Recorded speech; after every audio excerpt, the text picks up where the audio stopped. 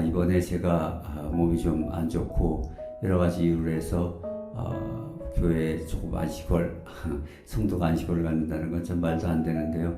저 몸이 아파서 한 3개월 정도 쉬기로 했습니다. 그러고 나서도 열심히 일을 해야죠. 근데 쉰다고 생각을 해보니까 걱정이 있어요.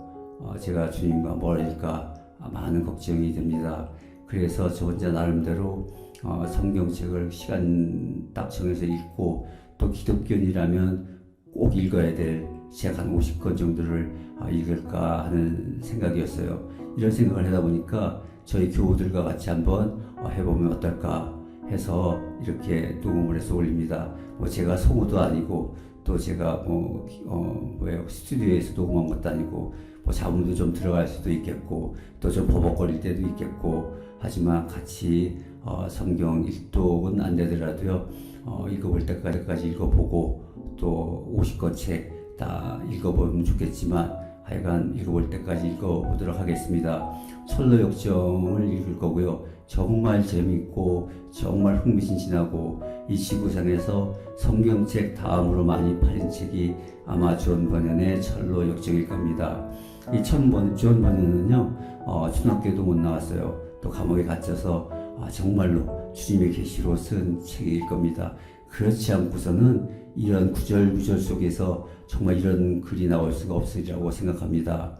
제가 이런 말 하면서도 몸에 또 이렇게 아주 감동의 소리를 조금 돋는데요. 자, 그 책을 같이 읽고 아마 같이 안 읽으면 후회할걸요. 여러분 들으십시오. 제가 읽겠습니다. 그 다음에 갈라디아서부터 시작을 하려고요. 복음서부터 할까 생각을 하다가 그냥 갈라디아서 좀 짧은 것부터 시작해서 여러분들과 함께 읽어가려고 합니다. 자, 그럼 이제부터 갈라디아서 1장 읽고요. 그 다음에 존 버년의 철로역정 읽을 겁니다. 몇 회분에 걸릴지 모르지만 하여간 시간을 가지고 같이 했으면 좋겠습니다. 자, 그러면 갈라디아서 1장 시작하겠습니다. 사람들에게서 난 것도 아니요, 사람으로 말미암은 것도 아니요, 오직 예수 그리스도와 그를 죽은 자 가운데서 살리신 하나님 아버지로 말미암아 사도된 바울은 함께 있는 모든 형제와 더불어 갈라디아 여러 교회들에게 우리 하나님 아버지와 주 예수 그리스도부터 은혜와 평강이 있기를 원하노라. 그리스도께서 하나님 곧 우리 아버지의 뜻에 따라 이 악한 세대에서 우리를 건지시려고 우리 죄를 대속하기 위하여 자기 몸을 주셨으니 영광이 그에게 세세토록 있을지어다. 아멘. 그리스도의 은혜로 너희를 부르신 이를 이같이 속기 떠나 다른 복음을 따르는 것을 내가 이상하게 여기노라. 다른 복음은 없나니 다만 어떤 사람들이 너희를 교란하여 그리스도의 복음을 변하게 하려 함이라. 그러나 우리나 혹은 하늘로부터 온 천사라도 우리가 너희에게 전한 복음 외에 다른 복음을 전하면 저주를 받을지어다. 우리가 전에 말하였거니와 내가 지금 다시 말하노니 만일 누구든지 너희가 받은 것 외에 다른 복음을 전하면 저주를 받을지어다. 이제 내가 사람들에게 즐겨하라 하나님께 좋게 하랴, 사람들에게 기쁨을 구하랴. 내가 지금까지 사람들의 기쁨을 구하였다면 그리스도의 종이 아니니라. 형제들아, 내가 너희에게 알게 하노니 내가 전한 복음은 사람의 뜻을 따라 된 것이 아니니라. 이는 내가 사람에게서 받은 것도 아니요 배운 것도 아니요 혹은 예수 그리스도의 계시로 말미암은 것이라.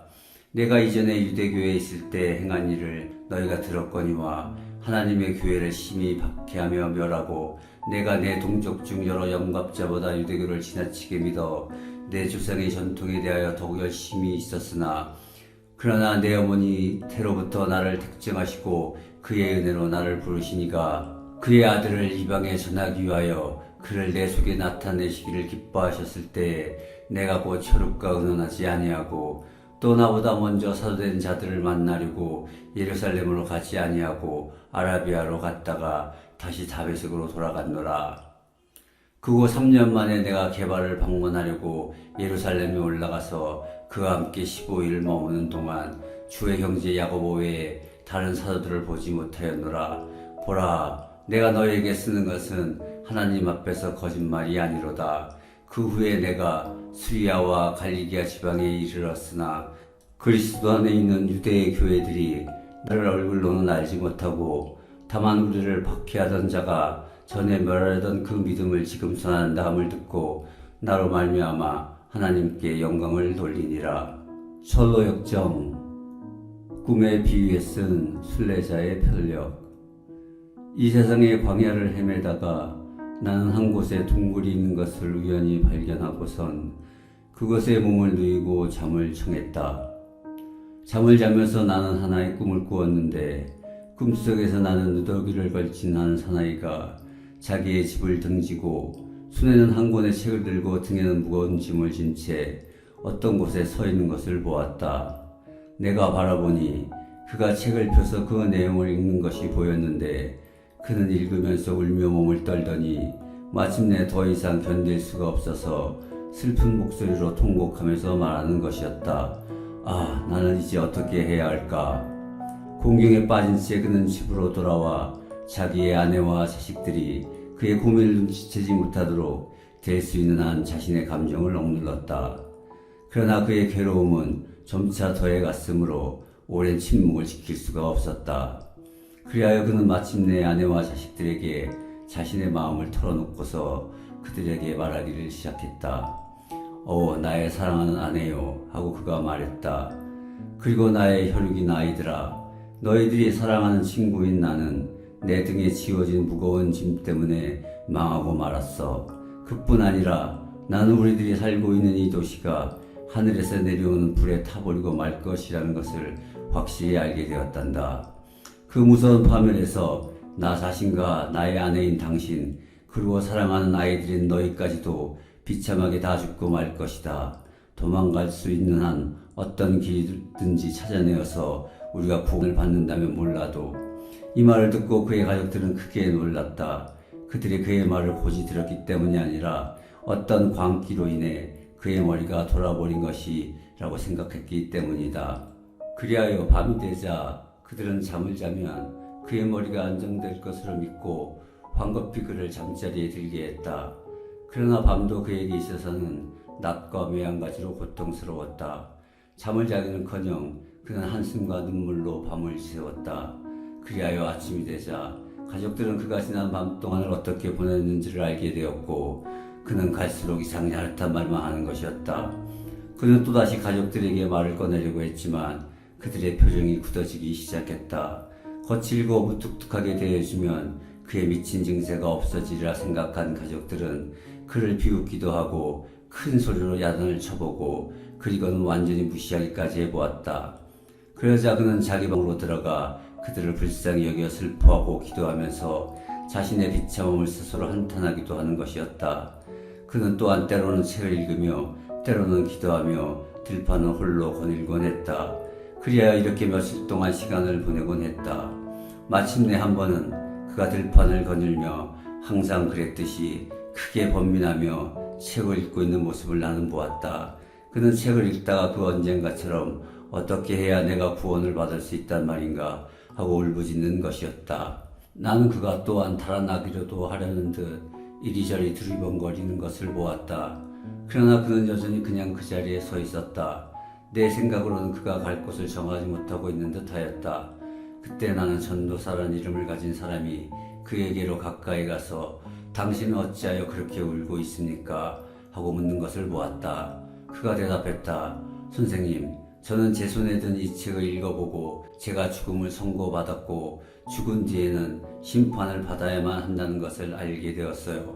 그런데 저는 죽기도 싫고 또 심판을 받고 싶지도 않답니다. 그러자 전도사가 말했다. 이 세상살이가 수많은 악으로 가득 차 있는데 어째서 죽기를 싫어한단 말이오. 그가 대답했다. 그것은 제 등에 지워진 이 무거운 짐이 나를 무덤보다도 더 낮은 곳으로 가라앉혀 마침내 토폐도에 빠지게 해버릴까 겁이 나기 때문입니다. 그리고 선생님, 만일 제 몸이 감옥살이도 견뎌내지 못한다면 저는 결국 심판과 그 심판 후의 사형 집행도 견딜 수 없게 될 것입니다. 이런 일들을 생각하면 울지 않을 수 없답니다. 그러자 전도사가 말했다. 사정이 그렇다면 왜 이렇게 꼼짝 않고 서 있기만 하는 거요? 그가 대답했다. 어디로 가야 할지를 몰라서지요. 그러자 그는 양가죽으로 만든 두루마리 한 개를 그에게 건네주었는데 그 두루마리에는 장차올 천벌을 피하라고 씌어 있었다.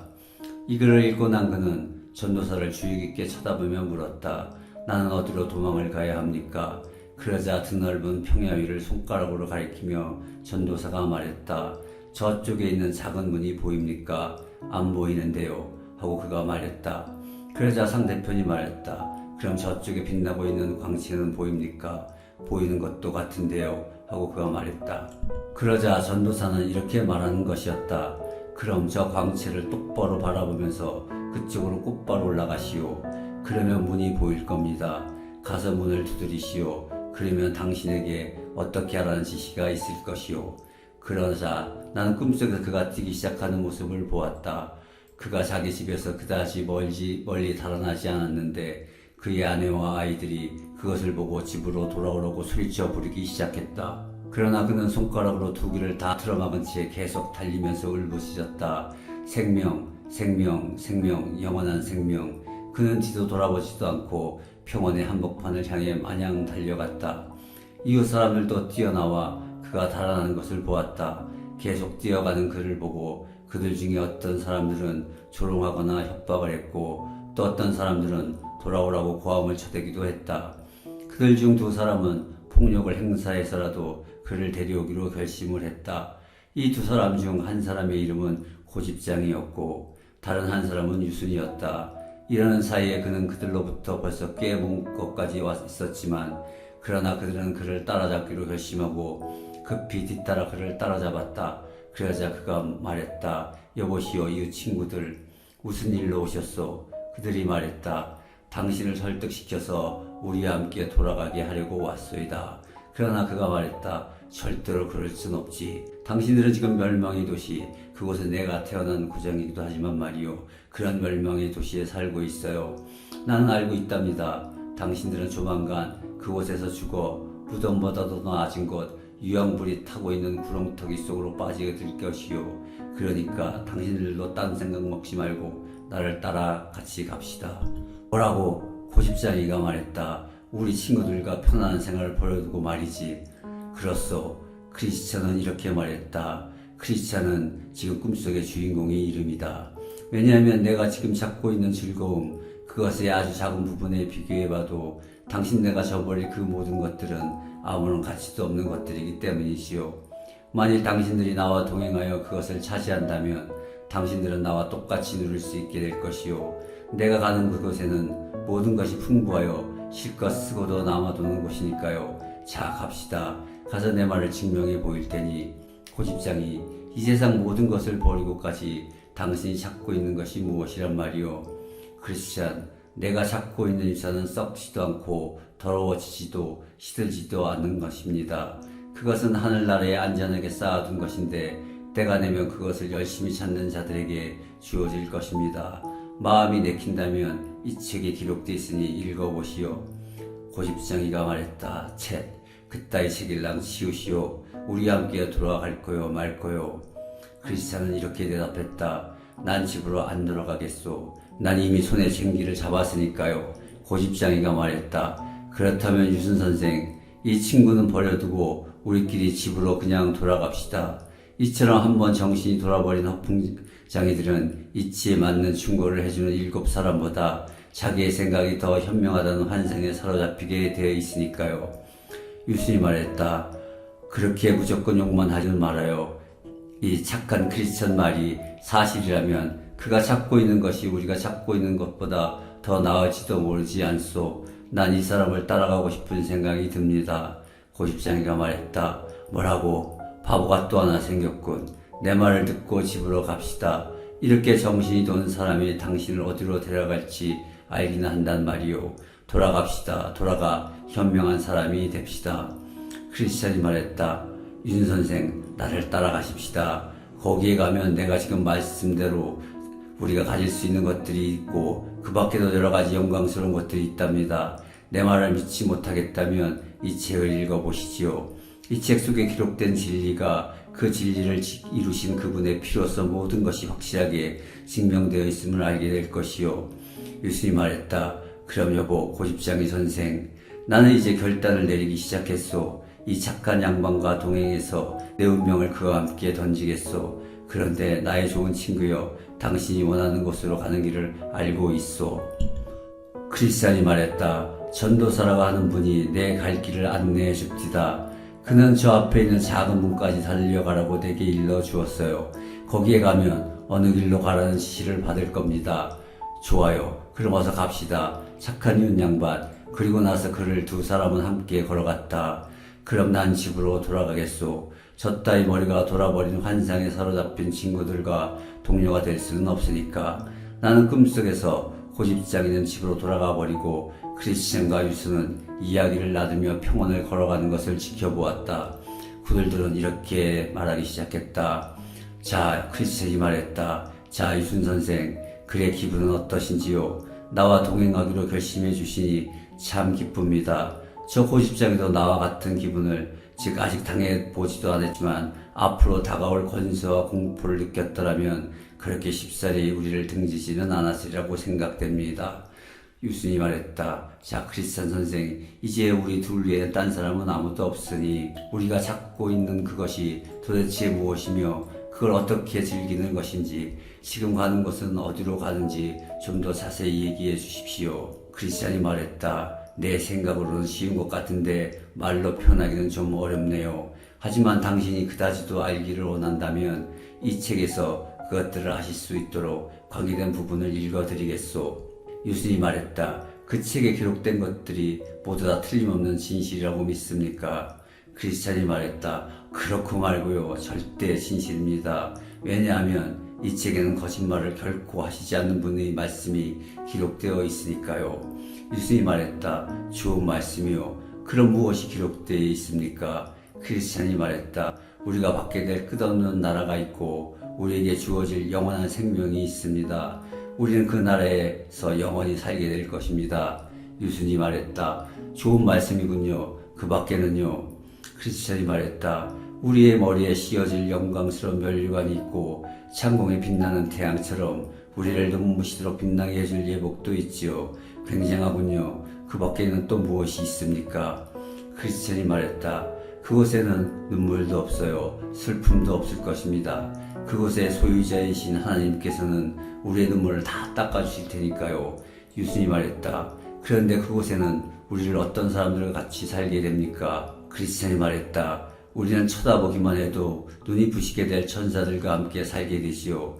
우리보다 먼저 그곳에 간 수천 수만의 사람들을 만나게 될 겁니다. 그들 중 누구도 우리를 해칠 사람은 없으며 모두들 친절하고 거룩한 분들일 것입니다. 모두 다 하나님이 보시는 앞에서 걸어 다닐 것이며 하나님 앞에 서서 영원토록 그의 은총을 받게 될 것입니다. 다시 말해서 거기서 우리는 금면류관을 쓴 장로들을 만나게 될 것입니다. 그리고 금검고를 타는 거룩한 처녀들을 보게 될 거요. 그곳의 주인이신 하나님을 믿고 사랑한 까닭에 세상에서는 찢기고 불에 타고 야술에게 먹히고 바다에 빠져 죽은 사람들이 온전한 몸으로 영원 불멸의 옷을 입고 사는 모습도 보게 될 것입니다. 말만 들어도 가슴이 벅차군요. 하지만 그런 것들을 정말 즐길 수 있을까요? 어떻게 우리가 그런 자리에 참여할 수 있을까요? 크리스찬이 말했다. 그 나라의 지배자이신 하나님께서 이 책에 기록되어 놓으셨어요. 요점만 말하면 이렇답니다. 만일 우리가 진정으로 바란다면 그분은 아무런 조건도 없이 우리에게 나누어 주실 거라고 말씀이시오. 유순이 말했다. 좋습니다. 좋은 것이요. 그럼 얘기를 들으니 즐겁기 그지없군요. 자, 빨리 걸어갑시다. 크리스찬이 말했다. 내 등에 쥐어진 이심 때문에 마음대로 빨리 걸을 수가 없군요. 그들이 얘기를 마쳤을 때 평원의 한가운데 있는 진흙 수렁에 아주 가까이 가 있는 것을 나는 꿈속에서 보았다. 조심성 없이 무심코 걸어가다가 그들은 둘 다 수렁에 빠져버렸다. 그 수렁의 이름은 절망이었다. 온몸이 진흙투성이가 된 그들은 한동안 수렁 속에서 뒹굴었는데 등에 무거운 짐을 진 크리스찬은 마침내 수렁 속으로 빠져들기 시작했다. 유순이 말했다. 오 크리스찬 선생, 어디에 계시오? 크리스찬이 말했다. 정말이지 나도 모르겠는데요. 유순이 말했다. 이 말을 듣자 기분이 상하기 시작한 유순은 성난 목소리로 동행자에게 대들어 말하는 것이었다. 이제껏 말해준 행복이라는 것이 바로 이런 것이란 말이오. 첫 출발부터 이런 고생을 하게 됐으니 목적지에 도달할 때까지 우리가 무엇을 기대할 수 있단 말이오. 내가 이곳에서 목숨을 다시 건질 수만 있다면 그 기막힌 나라는 모두 당신이 다 가지시오. 한두 번 필사적으로 몸을 솟구친 그는 마침내 자기 쪽으로 면한 수렁 밖으로 빠져나왔다. 그는 집으로 가버리고 크리스찬은 두 번 다시 그를 보지 못했다. 크리스찬은 절망의 수렁에 혼자 남아 진흙 속에서 뒹굴면서도 자기 집 쪽에서는 멀고 작은 문 쪽으로 가까운 땅 위에 기어오려고 애를 썼다. 작은 문 쪽으로 가려고 애를 썼으나 등에 진 짐 때문에 수렁에 빠져나올 수는 없었다. 이때 나는 꿈속에서 한 사람이 크리스찬 곁으로 다가오는 것을 보았다. 그 사람의 이름은 도움인데 그는 크리스찬에게 그런 곳에서 무엇을 하고 있느냐고 묻는 것이었다. 크리스찬이 말했다. 선생님, 나는 전도사라고 하는 분이 알려준 대로 이 길을 가던 중이었어요. 그는 장차올 징벌을 피하라며 저쪽 문까지 가야 한다고 일러주었답니다. 어쩌다가 그만 이 수렁에 빠져버렸지요. 도움이 말했다. 그런데 왜 발판도 잘 살피지 않았소? 크리스찬이 말했다. 겁에 쫓겨 마냥 달려가기만 했더니 이 지경이 되었답니다. 도움이 말했다. 그럼 손을 이리 내미시오. 그래서 크리스찬이 손을 내밀자 그는 손을 붙잡아 마른 땅 위로 끌어올려주고는 가던 길을 계속하라고 그에게 일러주는 것이었다. 그리고 나서 나는 크리스찬을 끌어내준 도움에게로 가까이 가서 말을 걸었다. 선생, 이곳은 멸망의 도시로부터 빠져나와 저쪽 문으로 가는 길목인데 수리되어 있지가 않군요. 연약한 여행자들이 목적지에까지 무사히 갈 수 있어야 될 텐데 말이오. 그러자 도움이 내게 말했다. 이 수렁은 수리가 불가능한 곳이랍니다. 유죄 판결을 받은 자들의 몸에 낀 때와 찌꺼기가 전부 모여 이곳으로 계속해서 흘러 모여들기 때문이에요. 이 수렁도 이름을 절망의 수렁이라고 했답니다. 그리고 지금도 죄인이 자신이 상실되어진 모든 상태를 깨닫게 되었을 때 그의 혼 속에 생기는 수많은 두려움과 의심, 낭망 등이 모두 한데 뭉쳐 이것으로 흘러 들어오고 있기 때문에 이 장소는 항시 수렁으로 남아있을 수밖에 없지요. 이곳이 수렁인 채로 그냥 남아있는 것을 왕 대신 하나님께서도 좋아하시지는 않습니다. 그래서 하나님이 내려보낸 측량 기사들의 지시로 지난 1600년 동안이나 계속해 수많은 일꾼들을 고용하여 이 수렁을 수리해보려고 온갖 노력을 기울였지만 아무런 소용이 없었답니다. 그래요. 내가 아는 범위에서만도 그는 말을 계속했다.